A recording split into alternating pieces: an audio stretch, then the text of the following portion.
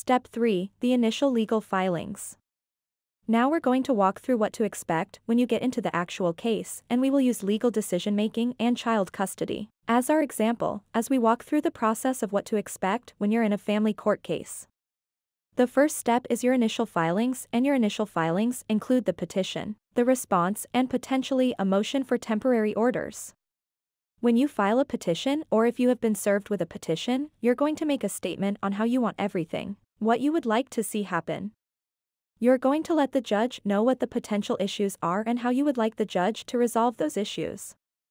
Unless you think that you are going to go through a default, and we'll talk about default, consider keeping the statements that you make in the petition and in the response open so that, as you get more information, you can change and refine and really hone down and specify your position. In the 9 to 12 month process that you go through, typically, to get a divorce or go through a case, you may change your mind on whether or not you want to live in the house or sell the house. You don't want to lock yourself down to a position now because the risk is that an attorney could come in and say, Your Honor, I would like attorney's fees be awarded to me from the opposing party because they have been all over the place on their positions. They said this in the petition, this in their motion for temporary orders, they said something else in their resolution statements. Now in their pretrial statements they are asking for something they've never asked before, and therefore we should award attorney's fees, and I have seen this happen. In order to avoid that, consider keeping your options open early on. If you are the respondent, you've been served with a petition, what that means is that if you're in the state, you have 26 days to respond. If you're out of the state, you have 30 days to respond, and there's a couple of ways that you can draft your response. Many attorneys, many people, draft a response by admitting or denying the petition in each paragraph.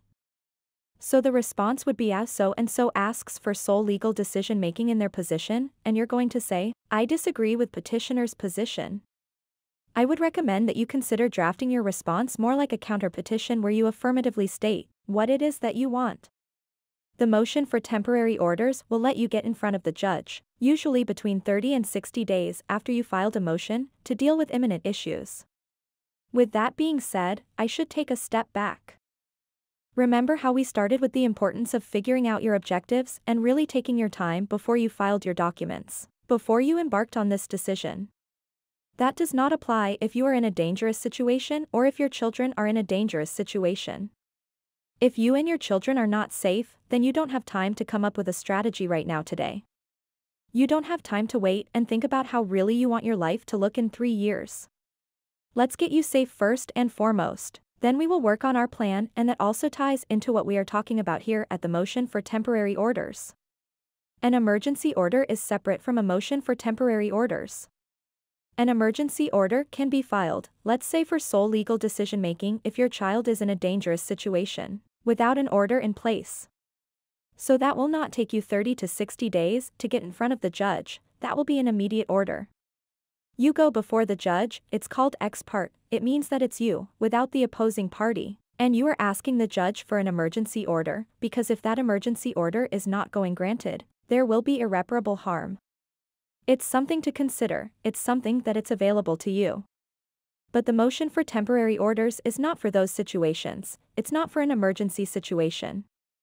It's for situations where you need to figure out, during the pendency of your hearing, what the parenting plans are going to be, or you need temporary child support and you can't wait 12 months until the judge takes the final decision on child support, or you need temporary spousal maintenance, or you need to know who's going to pay the bills, or maybe you want to put the house on the market.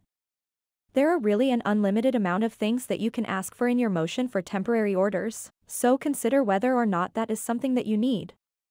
You can find all of these documents for free at the Maricopa County Self-Help Center. There are filing fees that are required for both petitioners and respondents. If you are unable to pay that filing fee, you can ask the court to defer that filing fee. That's something to keep in mind. You shouldn't let the inability to pay the filing fee stop you from filing.